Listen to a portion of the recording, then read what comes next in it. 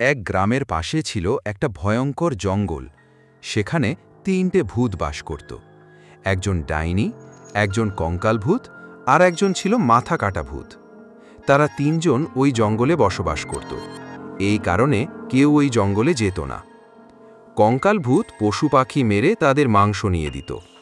তারা এগুলো খেয়ে তাদের জীবন কাটাত। কঙ্কালের কাজ ছিল প্রতিদিন তাদের জন্য খাবার নিয়ে আসা। এইভাবেই সে প্রতিদিন খাবার নিয়ে আসত। একদিন তারা তিনজন মিলে কথা বলছিল। আমরা তো এই জঙ্গলে অনেক বছর ধরে আছি, কিন্তু কেউ এখানে আসে না, কারণ জানা নেই। আমি এদিক ওদিক ঘুরে বেড়াই, কিন্তু কাউকে কখনো দেখিনি। কেউ আসে আমরা জানি না। ঠিক আছে, কিন্তু তুমি আমার জন্য অনেক কষ্ট করছো, প্রতিদিন খাবার নিয়ে আসছো। তোমার অনেক কষ্ট হয় না? কষ্ট হলেও কি করব? আপনাদের জন্য তো খাবার নিয়ে আসতে হবে, না হলে তোমরা খেতে পাবে না। আপনাদের অনেক কষ্ট তো আছে। তোমাকে অসংখ্য ধন্যবাদ। তুমি না থাকলে আমরা না খেয়ে অসুস্থ হয়ে পড়তাম। তুমি না থাকলে আমরা খাবারও পেতাম না। আরে ওটাই তো, তার শরীর ওই তান্ত্রিকের কাছে বন্দি। কিন্তু কেউ তো এই জঙ্গলে আসে না। আসলে ওর শরীরটা নেবার জন্য বলছিলাম। আচ্ছা, চিন্তা করো না, আমি দেখব কাউকে নিয়ে আসা যায় কিনা। কাউকে যদি পাওয়া যায় তাহলে তাকে এখানে নিয়ে আসব। তোমাকে ধন্যবাদ। আমার শরীরটা কারো মাধ্যমে নিয়ে আসো, তাহলে দেখাবো আমি তান্ত্রিককে আমার হাত থেকে কে বাঁচায়। ঠিক আছে, আপনি চিন্তা করবেন না, আমি কাউকে নিয়ে আসব, কেউ না কেউ। কিন্তু তুমি তাদেরকে কিভাবে নিয়ে আসবে? তুমি বললে তো তারা আসবে না। কিভাবে আনবে তাদের এই ভয়ানক জঙ্গলে? আমি পারব, আপনারা এটা নিয়ে চিন্তা করার দরকার নেই। এখন আমি যাই, দেখি কাউকে পাই কিনা। ঠিক আছে, তাহলে যাও, পরে কথা হবে। আর এখন খাবার নেই, খাবারটা নিয়ে এসো আসার সময়। আচ্ছা, ঠিক আছে, পরে আবার দেখা হবে, আমি যাই। এই কথা বলে কঙ্কালটা ওখান থেকে উড়ে চলে যায়। তুমি যদি না থাকতো তাহলে আমাদের জীবন চলা অনেক কঠিন হতো, আর আমরা তো এই জায়গা থেকে বের হতে পারি না। এই তান্ত্রিকটা এমন মন্ত্র করেছিল যে আমরা এখান থেকে বের হতে পারি না। কঙ্কালটা না থাকলে আমরা তো না খেয়ে এখানে মারা যেতাম। আচ্ছা, ঠিক আছে, চলো এখন যাই। কথা বলে তারা দুজন ওখান থেকে উড়ে চলে যায়। কঙ্কাল ভূত এদিক ওদিক ঘুরে বেড়ায়। অনেকক্ষণ ধরে সে গ্রামের ভেতরেও আসে, জঙ্গলের ভেতরেও যায়। চারদিকে ঘুরে দেখলেও কাউকে পায় না। তখনই কঙ্কাল গ্রামের ভেতরে গিয়ে দেখে এক জায়গায় একটা লোক দাঁড়িয়েছে। সে কোনো কথা বলছে না, চুপচাপ দাঁড়িয়ে আছে। কঙ্কাল ভূতটা সামনে উড়ে গিয়ে থামে। কঙ্কাল ভূতটা সামনে গিয়ে বলে, কি হয়েছে তোমার? তুমি এখানে বসে আছো? এত সময় কেউ তো বাইরে থাকে না।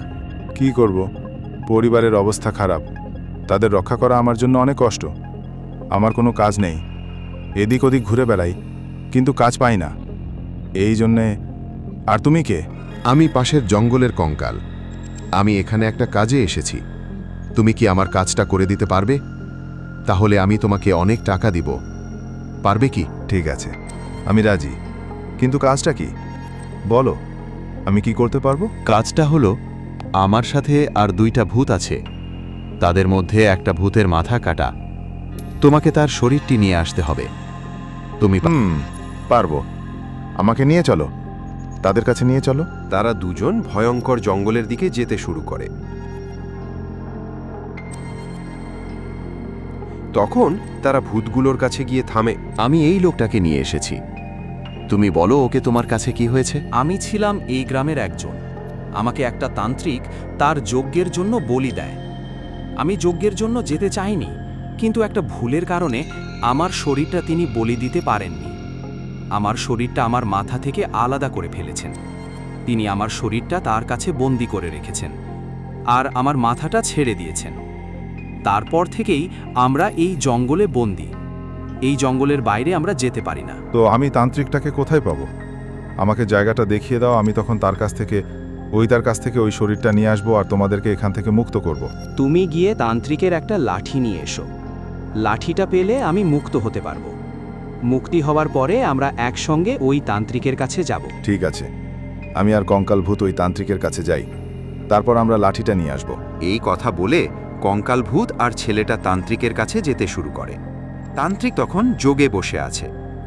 অনেকক্ষণ তারা দুজন তান্ত্রিকের সামনে দাঁড়িয়ে থাকে। কেউ কোনো কথা বলে না। তান্ত্রিকও চুপ করে বসে আছে। হঠাৎ তান্ত্রিক বলে ওঠে, কে তোরা এখানে? কেন এসেছিস? এখান থেকে চলে যা। আমরা তোর কাছ থেকে ওই লাঠিটা নিতে এসেছি, দেখি তুই কি করতে পারিস। তুই কিভাবে নেবি? আমি দেখব। একবার এখান থেকে চলে যা।